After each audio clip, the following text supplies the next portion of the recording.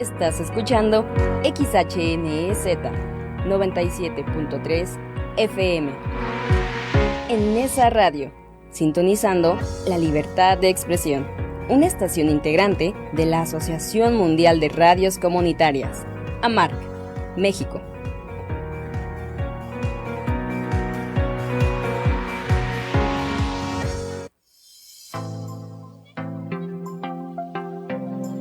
En Su Tinta Radio, un espacio para la literatura, la poesía, la filosofía y la sociedad.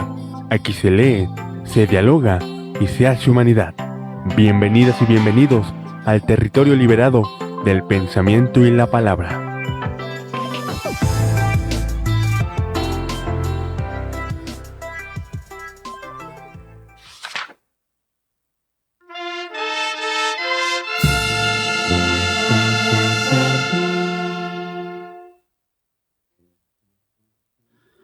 Piden algunos que este asunto humano con nombres, apellidos y lamentos no lo trate en las hojas de mis libros, no le dé la escritura de mis versos. Dicen que aquí murió la poesía. Dicen algunos que no debo hacerlo. La verdad es que siento no agradarles. Los saludo y les saco mi sombrero y los dejo viajando en el Parnaso como ratas alegres en el queso. Yo pertenezco a otra categoría y solo un hombre soy de carne y hueso. Por eso si apalean a mi hermano con lo que tengo a mano lo defiendo, y cada una de mis líneas lleva un peligro de pólvora o de hierro que caerá sobre los inhumanos, sobre los crueles, sobre los soberbios. Pero el castigo de mi paz furiosa no amenaza a los pobres ni a los buenos. Con mi lámpara busco a los que caen, alivio sus heridas y las cierro. Y estos son los oficios del poeta, del aviador y del picapedrero. Debemos hacer algo en esta tierra porque en este planeta nos parieron. Y hay que arreglar las cosas de los hombres porque no somos pájaros ni perros.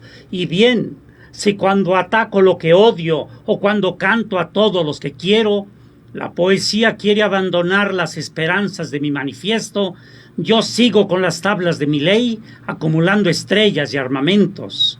Y en el duro deber americano, no me importa una rosa más o menos.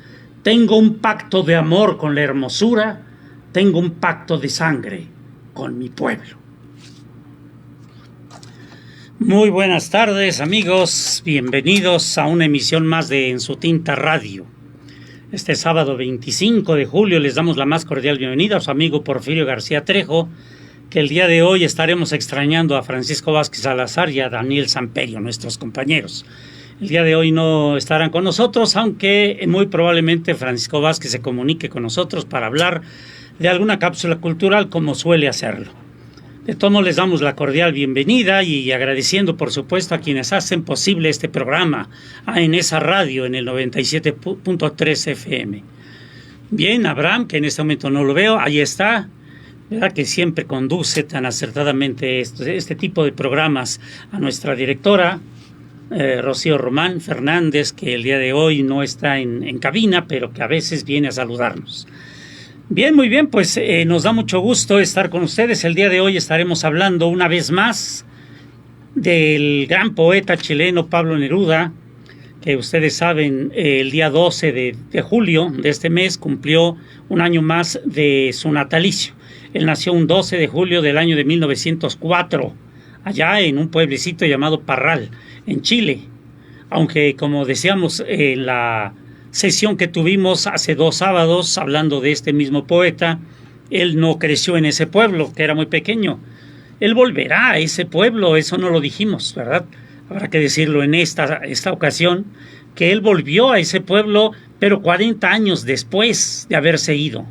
Se fue, se lo llevaron siendo un bebé, ¿verdad? Un bebé todavía ya huérfano, porque dijimos que a los 2 meses de vida, Pablo Neruda, que originalmente no se llamó así, sino Ricardo Eliezer Neftalí Reyes Basualto, ese era su nombre completo, él quedó huérfano a los 2 meses de vida, decía yo. Nace en julio y en septiembre muere su madre, doña Rosa Beltrán. Rosa Neftalí en realidad se llamaba, ¿verdad? Bueno, pues muy bien. Entonces, el día de hoy estaremos hablando una vez más de él. Pero antes déjenme decirles que este poema que acabo de leer se llama No me lo pidan. Así se llama este poema, No me lo pidan, que obviamente está hablando de él mismo, pero con relación a las sociedades, ¿verdad? Dice que con lo que tiene a mano defiende a su hermano, porque él es un hombre de carne y hueso. Dice, con lo que tengo a mano lo defiendo y cada una de mis líneas lleva un peligro de pólvora y de hierro que caerá sobre los inhumanos, sobre los crueles, sobre los soberbios. Tiene ese, porque el remate es fundamental cuando dice él, hablando de sí mismo, por supuesto, pero también de su poesía. Dice, tengo un pacto de amor con la hermosura, tengo un pacto de sangre con mi pueblo. Está definiendo su poesía en estos dos aspectos. Busca ser poesía siempre, bella, ¿verdad? Un poema que refleje el amor, el humanismo, la sensibilidad, pero por otro lado tiene un pacto de sangre con su pueblo chileno y con los pueblos en general, con los pueblos del mundo. Es decir, que siendo un hombre consciente, estará siempre buscando que las condiciones humanas mejoren, donde sea y de cualquier manera que sea, incluso si esto implica cierta violencia, a eso se refiere, ¿verdad? No me lo pidan, se llama este poema, y forma parte de un libro no muy grueso que Pablo Neruda publicó en el año de 1960. 1960 publica este libro que se llama Canción de Gesta. La Canción de Gesta está dedicada, es un libro, o los poemas pues, están dedicados a dos países en particular. Uno es Puerto Rico, dice, lamentando su condición de colonia de Estados Unidos. Como sabemos, Puerto Rico y Cuba, en América, en lo que llamamos ahora América Latina, fueron las dos últimas colonias que tenía España, aquí en este continente. También tenía Filipinas en Asia.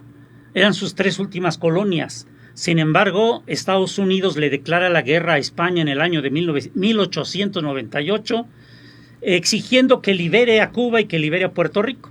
América para los americanos, la doctrina Monroe. Y obviamente España se niega, entran en guerra, Estados Unidos vence a España y supuestamente libera a Cuba y libera a Puerto Rico. Como sabemos, no fue así, ¿verdad? Se los quedó. Pasaron de ser colonias de España a ser colonias ahora de Estados Unidos, ¿verdad? Pero esa condición cambió para Cuba cuando en 1959 triunfa la Revolución Cubana con Fidel Castro al frente, con Raúl Castro también, con el famosísimo Che Guevara, con Camilo Cienfuegos y con muchos más. Triunfa esa revolución y con ello logra Cuba su independencia. Ya no nada más de España, como lo había intentado ya José Martí, sino también de Estados Unidos. Esa condición no se dio en Puerto Rico, por desgracia, y a la fecha Puerto Rico sigue siendo colonia de Estados Unidos, ¿verdad? Entonces dice Neruda en esta Canción de Gesta, este libro, que lo dedica al pueblo heroico de Puerto Rico porque está luchando por su independencia sin haberla podido lograr. Y también lo dedica a Cuba, porque les acabo de decir que este libro lo publicó en 1960 y también les acabo de decir que la Revolución Cubana triunfó en 1959. Es decir que Pablo Neruda se da la tarea de escribir estos poemas que vamos a estar leyendo y otros, por supuesto, de otros libros del maestro Pablo Neruda, pues para festejar de alguna manera el triunfo de la Revolución Cubana, que como ustedes saben se vuelve ejemplo para América Latina. Un ejemplo de lucha, un ejemplo de valor, un ejemplo de justicia. Y precisamente eso nos lleva a este comercial, digamos, que les voy a decir. El día de hoy, en Secos, este centro cultural de nuestros amigos de Secos, que siempre está promoviendo el arte, la cultura, la educación en nuestro municipio. El día de hoy, en Secos, habrá un evento precisamente con este motivo, el 73 aniversario del asalto al cuartel Moncada. Recordemos que Fidel Castro, junto con 150 jóvenes cubanos de aquel entonces, asaltaron el cuartel Moncada el día 26 de julio de ese año de 1953, buscando obviamente vencer al ejército que ahí estaba acuartelado y obviamente iniciar una revolución generalizada para liberarse de la dictadura de Fulgencio Batista y obviamente de la influencia maligna de Estados Unidos sobre territorio cubano. Sabemos que este asalto del cuartel Moncada no triunfó. Fueron derrotados los jóvenes, los 150 jóvenes. Muchos fueron asesinados, más de 80 murieron. Otros fueron hechos prisioneros. Y después, entre esos prisioneros estaba Fidel Castro, precisamente que era el líder de este movimiento. Serán desterrados, serán perdonados porque los iban a fusilar. Pero gracias a que el pueblo cubano toma conciencia de esta situación, toma conciencia de que sus jóvenes están defendiendo sus derechos, exige que los liberen, que los perdonen, que no los maten. Y Fulgencio Batista comete este gravísimo error histórico. Perdona la vida a esos jóvenes prisioneros y los destierra. Los echa a diferentes países. Aquí, en México, como ustedes saben, vinieron a dar los hermanos Castro. Fidel y Raúl Castro aquí estuvieron, sobrevivieron, por ejemplo, manejando transporte público, camiones del transporte público. Aquí será precisamente cuando conozcan tiempo después a un joven argentino que andaba de vago nada más, andaba conociendo América Latina, pues siendo vago. Todavía este joven se llamaba Ernesto Guevara de la Serna. Más adelante será conocido por el Che Guevara, ¿verdad? Una vez que conozca a Fidel y a Raúl, una vez que lo lleven a la casa de María Antonieta González y que ahí lo inviten a participar en la revolución que están preparando aquí en México. Una revolución que seguramente muchos jóvenes comunistas mexicanos apoyaron y que seguramente en parte el gobierno de México apoyó, porque si no, no hubieran podido organizarlo aquí. O sea, la llevan de México hacia Cuba en el famoso barquito aquel llamado Granma. Allá triunfa esa revolución el 1 de enero de 1959. Y entonces don Pablo Neruda se da la tarea de escribir estos poemas del libro Canción de Gesta, que después publicará un año después, en 1960, cuando ya Fidel Castro pasa a ser el presidente vitalicio de Cuba. Y obviamente este libro será muy querido, muy aclamado allá en Cuba, precisamente, y Neruda también, junto con él, ¿verdad?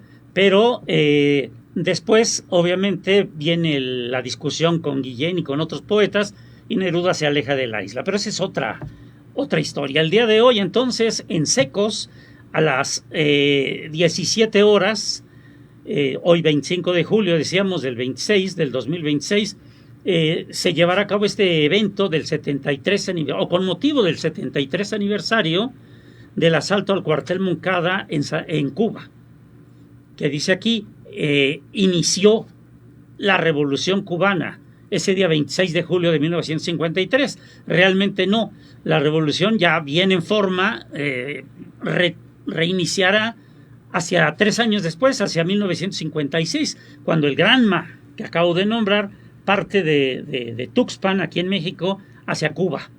Y una vez que llegan allá y son atacados por el ejército, se inicia la revolución que triunfará el 1 de enero de 1959. Muy bien, pues los estamos invitando. Ojalá que puedan ustedes asistir a Secos, que ya sabemos que se encuentra en Pájaro Azul 109, a una cuadra del Palacio Municipal de aquí de Ciudad Nezahualcóyotl. Pájaro Azul, número 109, en la colonia Benito Juárez. Pueden ustedes asistir, buscar por ahí dónde dejar el carro si es que lo llevan, porque siempre hay mucho tránsito ahí. Tendremos música, tendremos poesía, por supuesto, y otras manifestaciones artísticas, como también tendremos conferencias. Pero en la parte musical quiero señalar que van a estar tres manifestaciones musicales exclusivas de Secos, o propiciadas por Secos, que son la Brigada Musical Selene y Mere, que cantan música latinoamericana, diríamos de protesta, de condena, música a propósito para celebrar esta fecha. el grupo Indio Triste, que sabemos que es música latinoamericana también, pero más hacia la música peruana, boliviana, las quenas, los charangos, ¿verdad? Muy, muy bella la música. Y finalmente el Son Solidaridad, que es un grupazo, una sonora propiamente, que canta, que toca, que interpreta música cubana. Por eso es el Son Solidaridad, los sones montunos de Cuba, ¿no? Así que no se lo pierdan, la entrada es libre. Vayan a Secos el día de hoy, allá nos vemos. Por allá estaremos empieza a las 5, ¿verdad? Pero llegaremos nosotros un poquito más tarde. Allá los vemos. Bien, muy bien, pues entonces retomemos el tema de don Pablo Neruda. Habíamos dicho en nuestra reunión anterior, hablando de este gran personaje, que había nacido, dijimos, en Parral, en Chile, y que después muy pequeño lo lleva su padre a vivir a Temuco, que de Temuco pasará a estudiar su preparatoria y su carrera, la carrera de pedagogía en francés, a Santiago de Chile, la capital del país. Ahí publicará su primer libro, como dijimos, que se llamó Crepusculario, que realmente él financió junto con sus compañeros y amigos, no tantos familiares, pero sí sus amigos. Ahí ese libro se edita 500 ejemplares solamente, que se distribuyen entre los mismos amigos y entre conocidos, y que se procura recuperar el dinero que se invirtió, pero no se logra. Sin embargo, decíamos que uno de esos libros llega a manos de Gonzalo Losada, el autor, el dueño pues de la editorial Losada, que lee el libro de Crepusculario, que es el título de este primer libro de Neruda, publicado en 1923, y pues le gusta un poema en particular que se llama Farewell, despedida, ¿verdad? Ese hermoso poema, enorme poema que le da su primera fama, decíamos, a Neruda. Aquello de: amo el amor de los marineros que besan y se van, dejan una promesa y no vuelven nunca más. En cada puerto una mujer espera, los marineros besan y se van, una noche se acuestan con la muerte en el lecho del mar. Y sigue el poema, es largo ese poema, pero es bellísimo, y a Losada le gusta, de tal manera que cuando se entrevistan él le pedirá que le entregue un libro para publicárselo. Ese libro que sí le entrega Neruda se llama 20 poemas de amor y una canción desesperada, que será el libro que le dé a Neruda su primera fama, pero ya internacional, ¿verdad? Lo editan, ya no van a publicar nada más 500, sino muchos más libros que se van al mundo, a varios países. Neruda empieza a adquirir fama, prestigio, aunque es muy joven todavía. Después dijimos también que encuentra su primer empleo, es decir, que su padre, que era el encargado de estarle enviando dinero a Santiago de Chile para que él se mantuviera, siempre lo olvida, o muy frecuentemente lo olvida y no lo envía. En consecuencia, Neruda pasa hambres, tiene que acudir a la solidaridad de sus compañeros, ¿verdad? La solidaridad, que lo inviten a comer, pero esto obviamente lo cansa. Por eso en cierta ocasión un amigo le dice que vaya a ver a un tío suyo que trabaja en relaciones exteriores y que le pida trabajo, que él le va a llamar al tío para que lo esté esperando, digamos. ¿De qué puede ser ese trabajo? Pues de barrendero o de mensajero, algo así, espera Neruda, algo que le dé un salario pequeño, pero que le permita vivir. Sin embargo, se sorprende cuando el tío le dice: pues no tengo ahora más que un trabajo de cónsul. Es decir, un hombre que está a cargo de una embajada del país, en este caso de Chile, en otros países, representando al gobierno de Chile en otros países.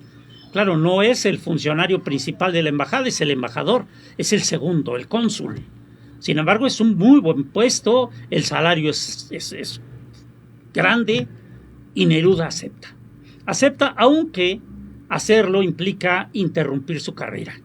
No va a estudiar, no se va a graduar ya de profesor en francés, aunque habla perfectamente ya el francés, el inglés y obviamente el español. Él cree que con estos idiomas podrá, allá donde lo van a enviar, comunicarse ampliamente. ¿A dónde es?, pregunta Neruda al tío de su compañero, y él le dirá: es un país llamado Rangún. ¿Rangún? Ninguno de los dos lo conoce. Neruda ni siquiera lo ha oído jamás. ¿Dónde está?, pregunta. Y ya después de investigar en un mapa que tienen a mano, descubren que está en Asia, en el lejano oriente, cercano a la India, en Singapur, ¿verdad? Batavia le llaman ahora. Pues resulta que Neruda se va, acepta y se va, pero allá se morirá de soledad y de hambre, porque el gobierno chileno, que tenía que mandarle su salario cada mes, tampoco lo hace. Neruda ahora está aislado en un país donde nadie habla inglés, nadie habla francés ni español. Es decir, él no puede comunicarse, está en silencio permanente, aislado, solo y sin la posibilidad de pedir a algunos amigos que le inviten de comer, porque ni tiene amigos ni puede hacerlo en vista de que no habla el idioma. Situación terrible, él entra en una depresión terrible también, y peor acrecentada, porque cuando Neruda se va tiene una novia. Esta novia, pues han platicado un poco de la posibilidad de casarse. Cuando él se va, le escribe y le dice: vente para acá, alcánzame acá, aquí nos casamos. Pero ella, Terusa, no quiere, se niega. Realmente no está en sus proyectos desterrarse de esa manera, por eso se niega. Y tanto se niega que en un momento dado le dice a Neruda que ya no quiere ser su novia, ¿verdad? Dejemos las cosas así, yo no me voy a ir para allá, no me voy a casar contigo y no quiero ser tu novia. Dejémoslo así. Neruda obviamente ya había entrado en depresión, pero ahora con mayor razón, ¿verdad? El amor de su vida, porque en ese momento sabemos que él estaba enamorado, o medio enamorado, ahorita les explico por qué, entra en depresión mayor. Escribe, por supuesto, porque ya él es un poeta declarado. Aquello de que el padre le pegó por haber hecho el primer poema quedó ya en el pasado. Quedó en el pasado, pero le permitió, sin embargo, como también lo dijimos en nuestra reunión anterior, le permitió a Neruda adoptar el seudónimo con el que lo conocemos actualmente, Pablo Neruda. ¿Verdad? La situación ya la contamos, no nos metemos más en eso. Pues sí, sigue escribiendo en Neruda, nada más que ahora su poesía evoluciona. Ya no son poemas al estilo de los 20 poemas de amor y una canción desesperada, donde habla de tristeza muy frecuentemente, cuando dice, por ejemplo, puedo escribir los versos más tristes esta noche. Escribir, por ejemplo, la noche está estrellada y tiritan azules los astros a lo lejos. El viento de la noche gira en el cielo y canta. Y sigue el poema 20, es el poema 20 de los 20 poemas de amor. Habla de tristeza, pero es una tristeza falsa en realidad. El amor es mucho más poderoso que la tristeza. Ahora no es así. En los poemas que está escribiendo ahora y que más adelante reunirá bajo un mismo título, que será el de Residencia en la Tierra, un libro llamado Residencia en la Tierra, los poemas son amargos, son trágicos. No hablan de tristeza, hablan de una depresión suicida. Neruda llega a pensar en eso, en suicidarse. ¿Qué hace hasta allá? No puede volver y para colmo la mujer que ama lo ha abandonado. Sufre, pero escribe. Déjenme leerles un fragmento de alguno de estos poemas de Residencia en la Tierra para que ustedes se den cuenta de que son poemas trágicos, con imágenes muy duras, muy golpeantes. Oigan, por ejemplo, Galope Muerto, que es el primer poema, el poema que abre el libro. Dice: como cenizas, como mares poblándose en la sumergida lentitud, en lo informe, o como se oyen desde el alto de los caminos cruzar las campanadas en cruz, teniendo ese sonido ya aparte del metal, confuso, pesado, haciéndose polvo en el mismo molino de las formas demasiado lejos, o recordadas o no vistas, y el perfume de las ciruelas que rodando a tierra se pudren en el tiempo infinitamente verdes. Y siguen las imágenes, crueles, duras, difíciles. Sin embargo, es lo que le nace escribir a Pablo Neruda, ¿verdad? Residencia en la Tierra, que abarca poemas, este tercer libro, digamos, que realmente no es el tercero. Hay por lo menos otros dos que no trascienden, pero que Neruda escribió antes de Residencia en la Tierra. Agrupa poemas desde 1925 hasta 1931, sería el primer volumen. El segundo volumen, porque son 3 volúmenes los de Residencia en la Tierra, tiene poemas escritos entre 1931 y 1935, vean ustedes. Es el segundo volumen. El tercero, ya hablaremos de él con más detalle, porque es el que corresponde a España en el corazón. Es decir, los poemas de corte social, los poemas que reniegan de la guerra, de la violencia, de la inconsciencia del ser humano. Es otro Neruda el que va a escribir ya la tercera residencia, que en otro nombre, decía yo, se llama España en el corazón. Es otro libro. Pero los poemas de estos primeros libros son golpeantes, decía yo, las imágenes, ¿no? Muy crudas, muy crueles. Solo la muerte, por ejemplo, oigan cómo empieza, lo que dice.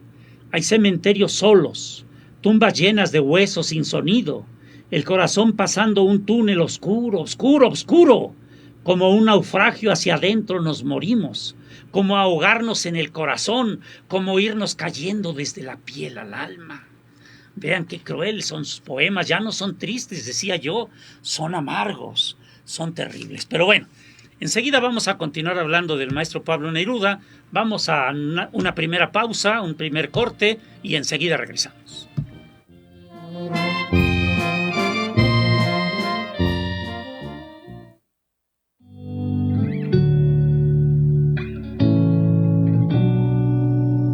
Vamos a un corte de estación. En Su Tinta Radio ya regresa con más pensamiento y palabra. El plazo para registrar tu línea celular se amplió. Consulta en registratulínea.crt.gov.mx la fecha límite según el último dígito de tu número celular. Regístrala en línea o en el centro de atención de tu compañía y evita la suspensión del servicio. Es rápido y seguro. Tu compañía telefónica protege tu información. Solo necesitas identificación oficial. Con tu registro, combatimos la extorsión. Gobierno de México. Escuchas en esa radio 97.3 de tu FM. El fentanilo es una trampa que te atrapa al primer contacto. Desconecta tu cuerpo de tu mente y convierte tu cabeza en una pesadilla. El fentanilo te mata. Elige vivir.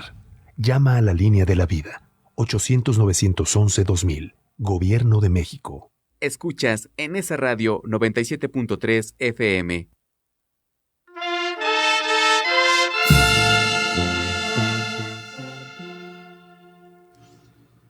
Negros del continente, al nuevo mundo habéis dado la sal que le faltaba. Sin negros no respiran los tambores y sin negros no suenan las guitarras. Inmóvil era nuestra verde América hasta que se movió como una palma cuando nació de una pareja negra el baile de la sangre y de la gracia. Y luego de sufrir tantas miserias y de cortar hasta morir la caña y de cuidar los cerdos en el bosque y de cargar las piedras más pesadas y de lavar pirámides de ropa y de subir cargados las escalas y de parar sin nadie en el camino y no tener ni plato ni cuchara y de cobrar más palos que salario y de sufrir la venta de la hermana y de moler harina todo un siglo y de comer un día a la semana y de correr como un caballo siempre repartiendo cajones de alpargatas, manejando la escoba y el serrucho y cavando caminos y montañas, acostarse cansados con la muerte y vivir otra vez cada mañana cantando como nadie cantaría, cantando con el cuerpo y con el alma. Corazón mío, para decir esto se me parte la vida y la palabra y no puedo seguir porque prefiero irme con las palmeras africanas, madrinas de la música terrestre que ahora me incita desde las ventanas y me voy a bailar por los caminos con mis hermanos negros de La Habana. Muy bien, amigos, pues aquí estamos de regreso, vamos a continuar, pero vamos antes a atender una llamada telefónica. Un segundo. Buenas tardes. Buenas tardes, amigos, ¿cómo están? ¿Qué dice señor Martín Catalán? Pues aquí estamos, ahora me tocó estar solo. Sí, ya lo noté, pero van a estar un par de maestros en otros lados también otras situaciones, quizá convergiendo a lo mejor en estas celebraciones. Ajá, exacto. Pero igual han de estar atentos, ¿verdad? Al llamado a la fecha, sobre todo este aniversario de la Revolución Cubana, ¿verdad? Y exacto, sí. sobre todo la resistencia que siempre va a existir. Sí, exacto. Pues no, pues muchas gracias que nos llama, señor Martín Catalán. Que bueno, usted es muy sensible a la literatura y eso es bueno, creo yo. El día de hoy estamos hablando de Neruda y hablando casi específicamente de este libro que se llama Canción de Gesta, del maestro Neruda, que escribió precisamente al triunfo de la Revolución Cubana para hablar de ello, ¿no? Para exaltar a Fidel y todo lo que tuvo que ver con la revolución. Claro, aquí lo tengo. Ah, sí. Lo tengo y la verdad es que sí, ya lo he leído yo también. Y son poemas raros de Neruda porque generalmente Neruda utiliza el verso libre, no usa rimas, y aquí sí, son octosílabos y usa rimas, ¿no? Son como romances. Bellos poemas del maestro Pablo Neruda. ¿Cuál sería de los libros que usted conoce de él el que más le agrada? Pues el que más, pues yo creo que todos tienen su razón de ser para agradar. Claro. No solo a un servidor, sino a todo aquel que se precia de ser latinoamericano, ¿verdad? Y está en resistencia contra las injusticias. Claro. Así es, el ser hermano de los venezolanos, de los cubanos. Pues son nuestros hermanos. De toda Latinoamérica. Sí. ¿Usted cree entonces en aquella propuesta, digamos, aquella idea de Simón Bolívar, ¿no? De que América Latina es un solo continente, un solo país. Claro. Exacto, sí. Profundamente. Sí. Pues Neruda era un hombre que pensaba eso, el Che Guevara era un hombre que pensaba eso, el gran poeta Rubén Darío pensaba eso. Muchos son los que pensamos que América Latina somos países hermanos, pero en realidad somos un solo bloque, ¿no? Llamado la Gran Colombia, como decía don Simón Bolívar. Pero bueno, pues aquí estamos todavía. Han podido, sin embargo, más los que dividen que los que unen. Pues sí, solamente que se basan en la debilidad y de la gente que realmente no conoce de la historia. Hey. Y que se va por la cosa de lo más inmediato, ¿verdad? Por ejemplo, los jóvenes ahora que se van con lo primero que les llegue. Sí. Y que viven pronto y mal. Y mal, sí, es cierto. La verdad. Sí. Qué barbaridad. Pues bueno, sin embargo estamos, decía alguien, estamos obligados al optimismo, ¿no? Claro. Tenemos que continuar. Y abrir con los ojos a aquellos que tengamos cerca y que les podamos decir la historia, ¿verdad? Está Galeano, Venas Abiertas también. Sí. Pensadores imprescindibles. Que hace poemas a Santa Fidel como a Che Guevara. Sí, es cierto. Sí, tiene usted mucha razón. Pues hay que continuar.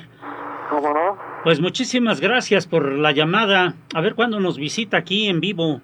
No, pensaba en esto hoy, pero se atraviesan otras circunstancias. Siempre, ¿verdad? Sí. Pues ya no es posible.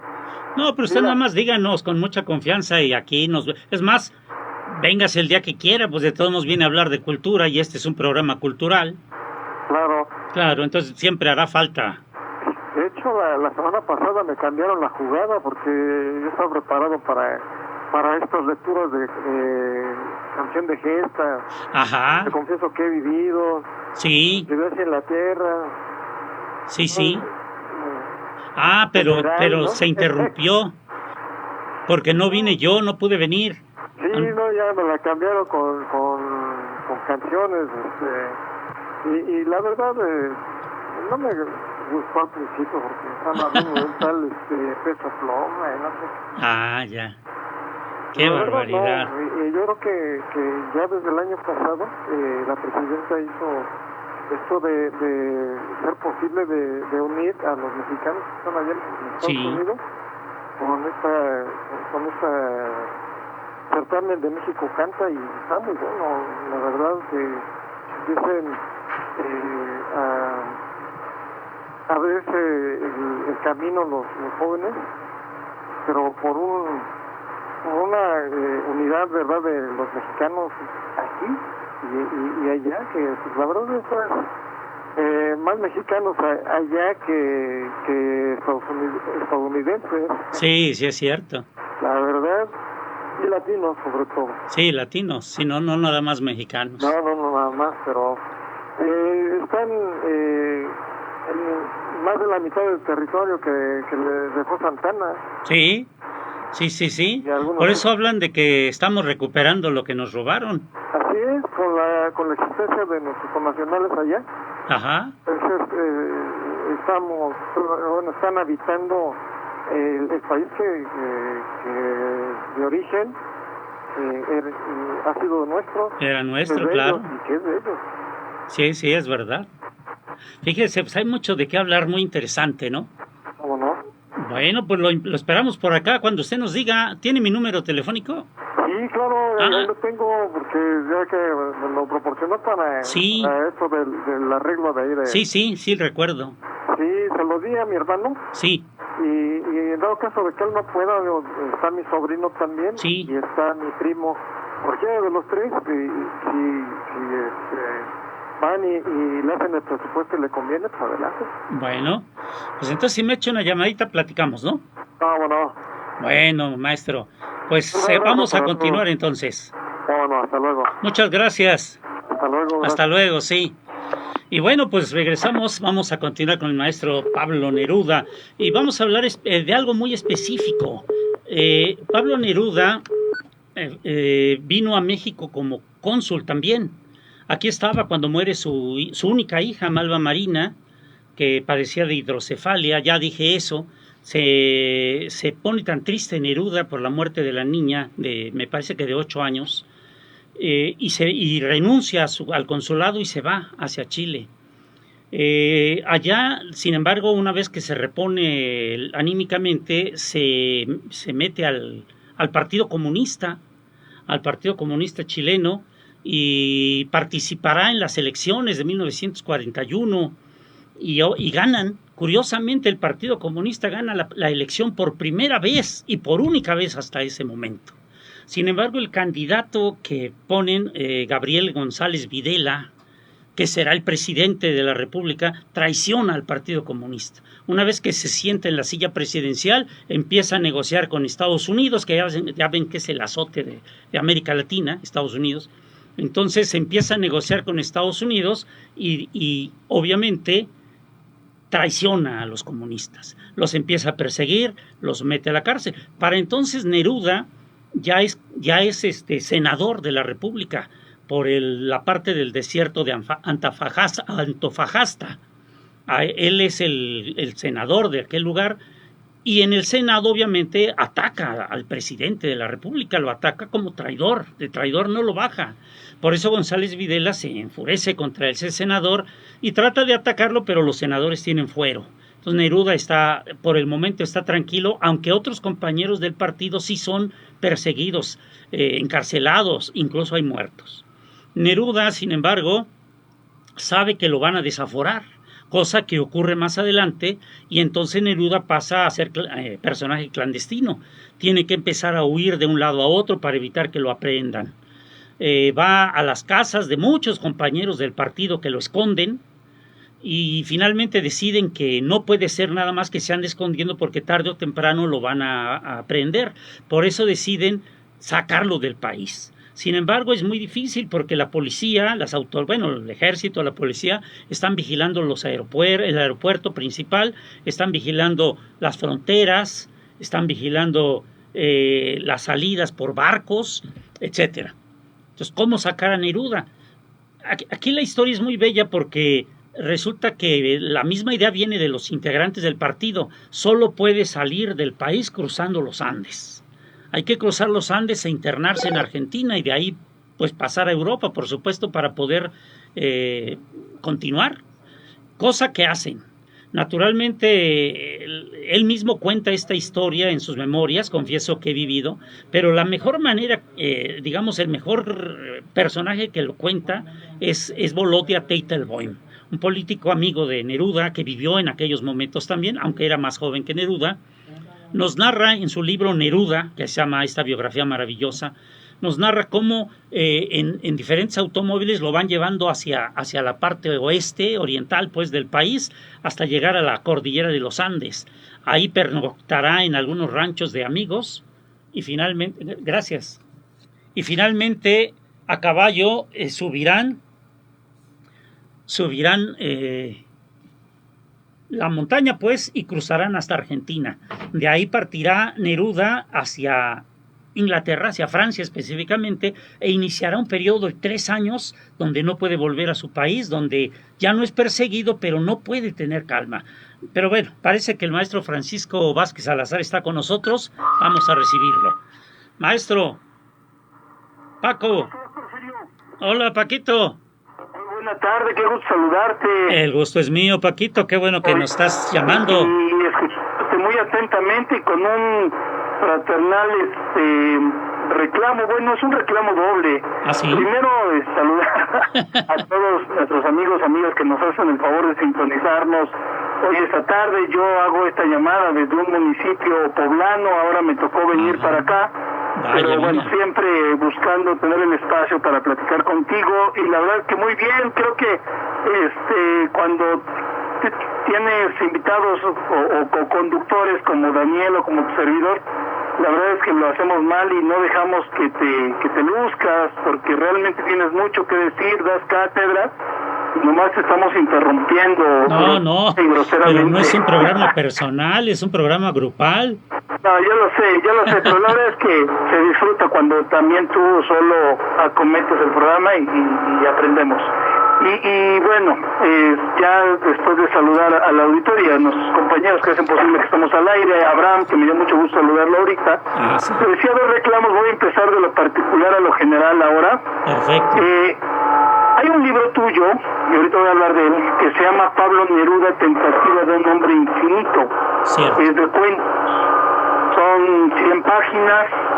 Estamos hablando de que en el libro son 11 o 13 relatos.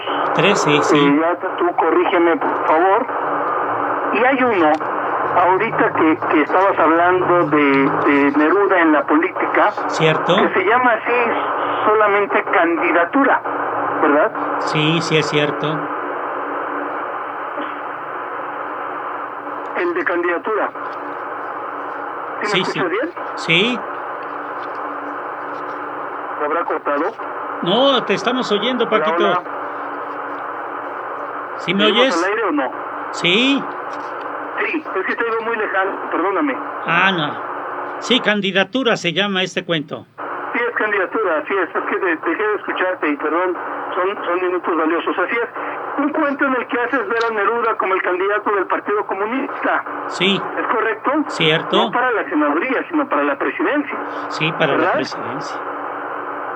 Y ahí mencionas un andar de él, entre certezas y ficción, un andar que lo lleva, decías, con lugares como Parral, Arica, Iquique, Antofagasta, claro, tristemente célebres por su historia llena de pobreza, de explotación, represión, crímenes. Ahí la gente suspendía labores para poder asistir al mitin del poeta, para aplaudirlo, para aclamarlo. Neruda tenía ese algo indispensable para arrastrar a la gente tras de sí, los dices. Fue feliz a pesar del agotamiento, del cansancio, de las privaciones. Fue feliz acariciando a su pueblo. Fíjate nada más qué imagen de algo que fue, en efecto, 1940, del siglo pasado. Sí. Y hoy un personaje, no lo voy a mencionar, pero un personaje que podría defender o postular esta parte de acariciando al pueblo. ¿Se acordarán cuando decía, con el pueblo todos, en el pueblo nada, ¿no? Sí, es cierto, entendiéndolo, recogiendo sus pesares en la bolsa llena de su poesía, los escribes y luego das un verso.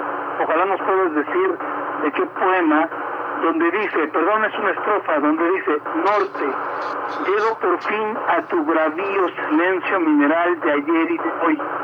Vengo a buscar tu voz y a conocer lo mío, y no te traigo un corazón vacío, te traigo todo lo que soy. Sí. Total que bueno, ya al final triunfa un movimiento de izquierda, eso es cierto. Al final se hace de la presidencia Salvador Allende venturosamente. Luego el poeta es embajador, y yo nada más quiero hacer un apunte desde Platón, donde Platón no quería a los poetas en el poder. Fíjate, tú tendrás ahorita que colguemos que defender que pudiera ser un poeta en el poder, porque entre otras cosas decía que el poeta era un imitador, que el arte y la poesía era algo así que es como mímesis, era una imitación, porque nos damos a ver el mundo,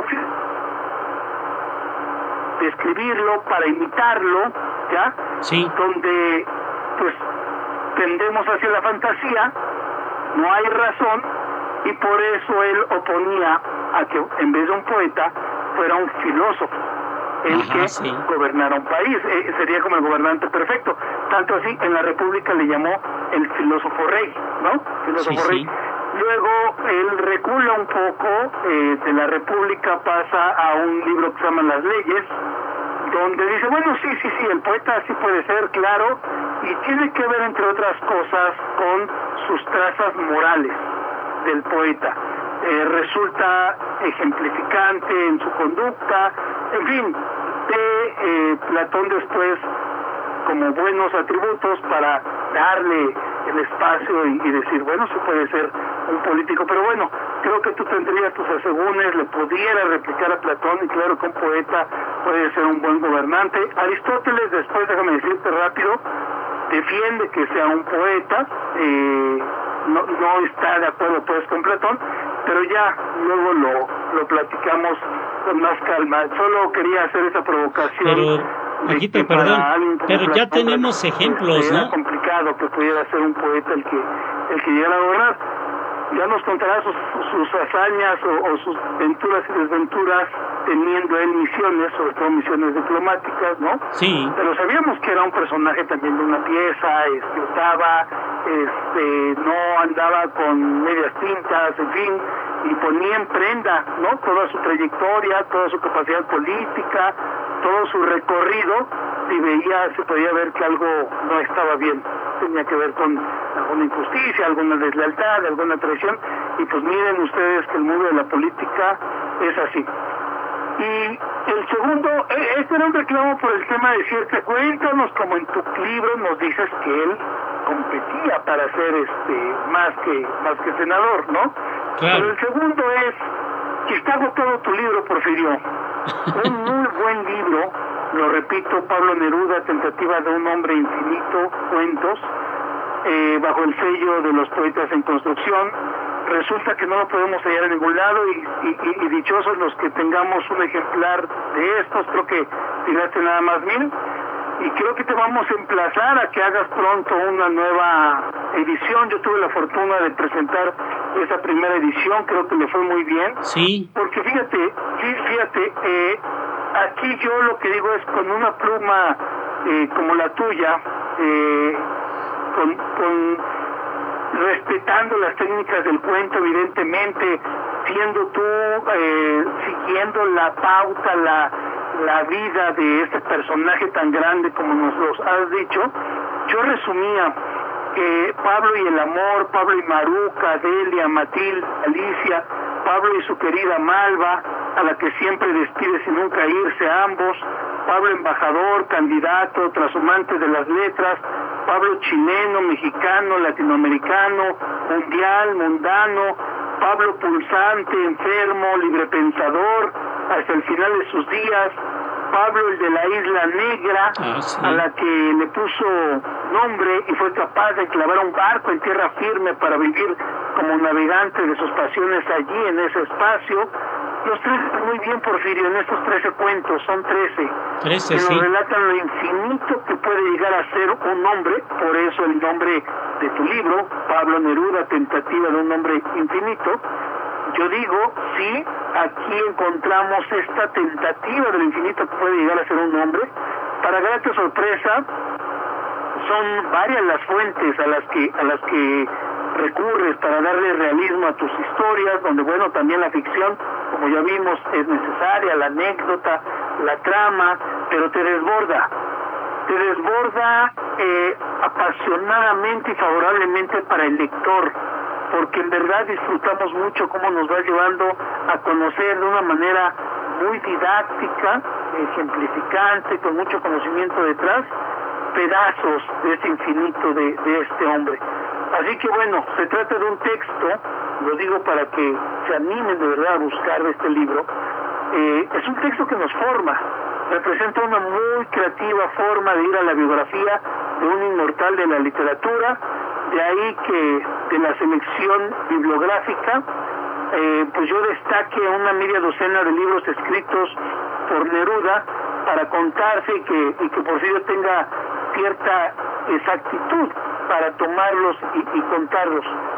Es para mí una fórmula idónea para ir al infinito, sin duda. Gozo intelectual, asombro por lo vivido, incitación a comprobarlo, y como seguramente lo seguiremos comprobando antes de que te despidas, Porfirio, decirte, no tardes en hacer una segunda edición de este maravilloso libro, y quién quita y reivindiquemos la figura del Pablo político, del Pablo con su candidatura, de los poetas que claramente pueden ascender al poder y hacerlo muy bien. Recuerdo que Platón anteponía otra cosa, porque decía, es que Homero, por ejemplo, los poetas de antes, recordemos que Homero era del 750 a.C., 750 a.C., Platón era, digamos, pensemos 300, 400 sí. a.C., o sea, más para acá, más para nosotros, ¿no? Y decía, no, es que sus mitos, perdón que lo simplifique tanto, ¿no? Dice, no, es que son peligrosos, porque vean lo que cuentan en sus mitos, son cosas bien pesadas, bien difíciles, bien amorales, son personalidades bien complejas, por eso le huía el amadísimo Platón. Pero bueno, para eso estamos nosotros, los poetas, para defender a los otros poetas, y claramente no es así. Hay que revisar Aristóteles después, con mayor razón, y Porfirio, pues siempre muy grato poder hacer esta llamada y referir tus obras y lo que nos estás hoy diciendo para un buen sábado a todos y a todas. Muchísimas gracias por permitirnos el espacio. No, muchas gracias a ti, Paco. ¿Sí me oyes? Perfectamente. Ah, bueno, perfecto. No, mira, estaba yo pensando, de acuerdo a lo que vas diciendo, que ya hay casos donde ha habido escritores y poetas como presidentes de alguna república. Sí. Pienso, por ejemplo, en Juan Bosch, el que fue presidente de la República Dominicana y que los Estados Unidos derribaron, dándole un golpe de Estado, porque era demasiado buen presidente. Claro. No. Definitivamente esto es solo una provocación, porque claro que a nuestro personaje, le daba para eso y más, nada más que, y ya lo analizaremos, imagínatelo ya instalado en una esfera de poder, de verdadero poder, no el embajador que andaba en los salones, placeándose, viajando, yendo, viniendo, mandando a la fregada a alguien como Octavio, ¿no? Sí. Sino a alguien que representa a una nación, y en la visión de un Neruda, pues queda radical, como tendría que ser alguien de esas izquierdas que venía viendo vivir tanta injusticia de un pueblo como el chileno, ¿no? Claro. Solamente valdría la pena recrearlo. Pero Claro bueno, que sí, hasta Paquito. aquí mi colaboración. Muy bien, pues muchísimas gracias. Un abrazo, Porfirio. Cuídate Y gracias mucho. a todos. Gracias, sí. Gracias. Hasta Bye. luego, sí. Pues gracias a Francisco Vázquez Salazar, que siempre tan amable y tan brillante, ¿no? Porque sus comentarios siempre han sido así, muy brillantes.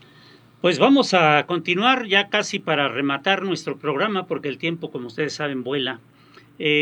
Pablo Neruda decía yo, participa en esta primera ocasión en que el Partido Comunista conquista la presidencia, con la frustración, pues, de que el presidente los traiciona. Pero no será la única vez. Paco se refiere a la ocasión en que Neruda lo proponen como candidato a la presidencia, pero esto ya sería hacia finales de los 60s, para que tomara la presidencia en caso de ganarla hacia 1970, ¿verdad? Nada más que aquí tenemos el fenómeno de que ya para entonces en Chile no hay un solo partido de izquierda, por lo menos son dos, el Partido Comunista y el Partido Socialista. Ambos partidos proponen un candidato. En el caso del comunista, ya dijimos, es Pablo Neruda el candidato, en tanto que en el caso del Partido Socialista es Salvador Allende, de tan gratos recuerdos. Sin embargo, pactarán ambos partidos de izquierda y llegarán a un acuerdo en donde les permite tener un solo candidato, ¿verdad? En este caso hay que destacar dos cosas. Neruda estaba avisado que él era emergente, que no era el candidato ya definitivo, que podía suceder que se le retirara la candidatura. Y dos, que él de manera muy voluntaria renuncia a dicha candidatura antes de que se la pidan para otorgársela a Salvador Allende. Entonces, el candidato único de ambos partidos de izquierda será Salvador Allende y con ello ganarán la presidencia por segunda ocasión, ¿verdad? Los de izquierda ganan la presidencia en 1970. Y obviamente el presidente, como todos lo sabemos, de izquierda, empieza a trabajar en beneficio de las clases populares marginadas, empieza a nacionalizar la riqueza mineral de su país, empieza a sacar adelante una historia atascada, atorada, ¿verdad? En la inmovilidad. Claro está, para enojo de las clases burguesas, de las clases ricas del mismo país y para enojo de las empresas norteamericanas que se han adueñado de prácticamente todo lo que tenía algún valor económico. Y obviamente con el respaldo de su gobierno, Estados Unidos. Ellos serán los que preparen el golpe de Estado del día 11 de septiembre de 1973, es decir, que la izquierda solo gobernó 3 años. En 3 años el país progresaba enormemente, aunque la burguesía, los empresarios, los comerciantes, están en contra del gobierno y están limitando sus posibilidades. Por ejemplo, niegan productos. No hay productos suficientes, los echan fuera del país para que haya desesperación por parte de la gente, de los chilenos, y que se pongan en contra de su propio presidente. Cosa que realmente no ocurrió en Chile. Es curioso, pero no ocurrió. En Venezuela sí. ¿Verdad? En otros países donde han hecho esto ha funcionado bien, les ha funcionado bien. En Chile no. Sin embargo, como no funciona, deciden dar un golpe de Estado, ¿verdad? Atacar al gobierno abiertamente, y para ello Estados Unidos negocia con los militares chilenos, los compra y en consecuencia ellos, que están de acuerdo en traicionar a su presidente, dan este golpe el día 11, ya dije, de septiembre.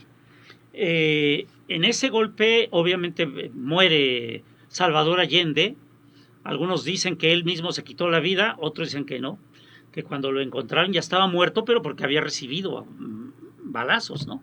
Es decir, que el enemigo lo mató. Además hay que recordar que el ejército bombardeó la Casa de la Moneda.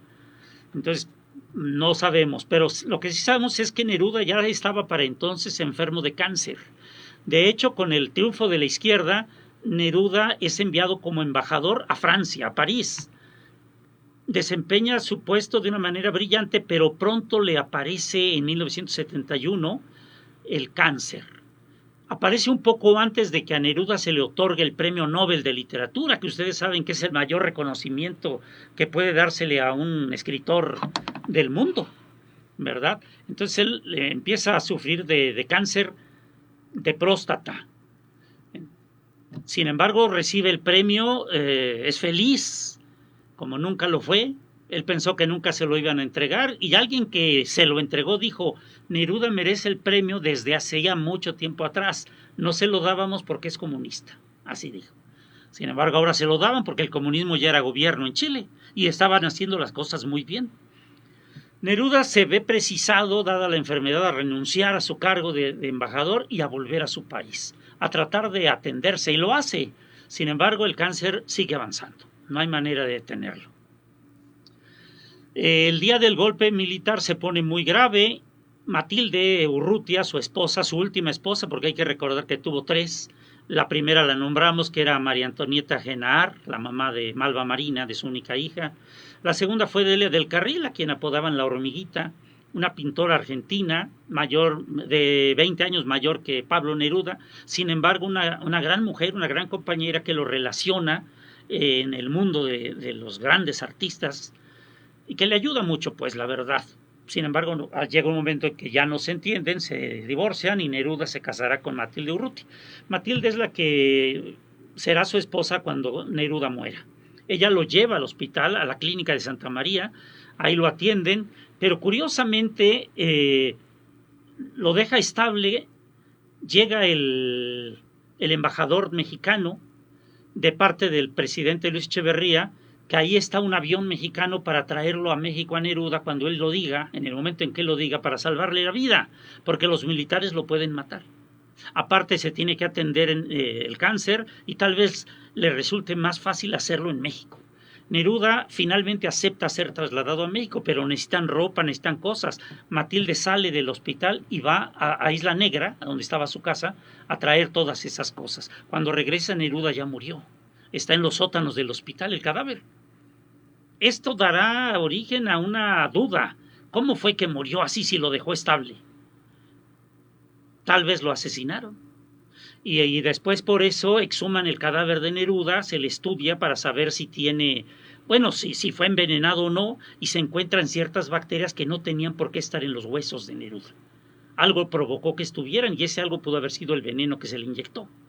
Entonces, no sabemos si lo mataron o si murió, pero lo cierto es que muere el día 23 de septiembre de ese mismo año de 1973.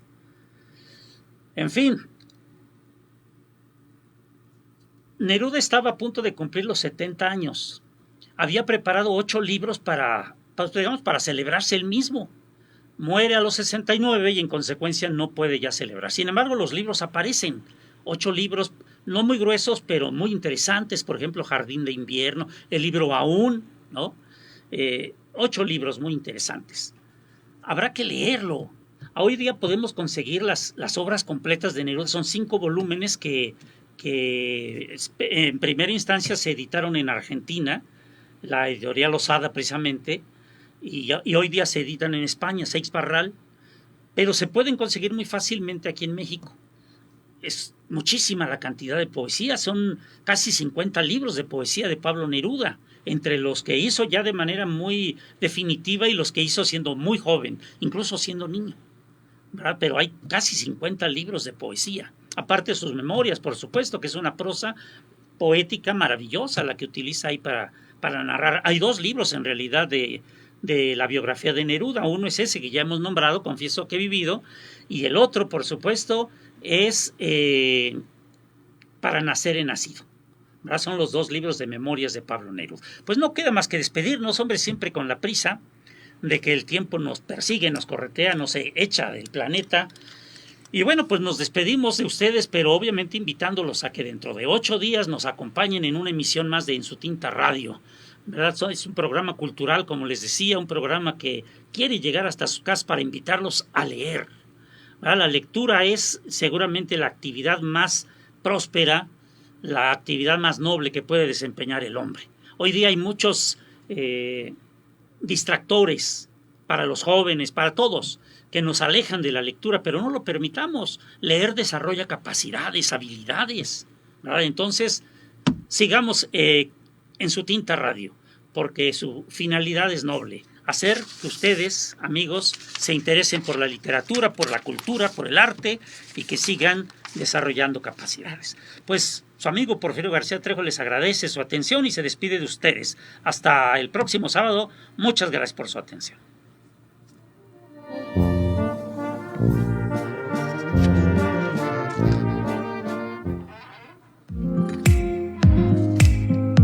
Un capítulo se cierra y se abre otro que juntos disfrutaremos en nuestra siguiente emisión. Gracias por acompañarnos y ser parte de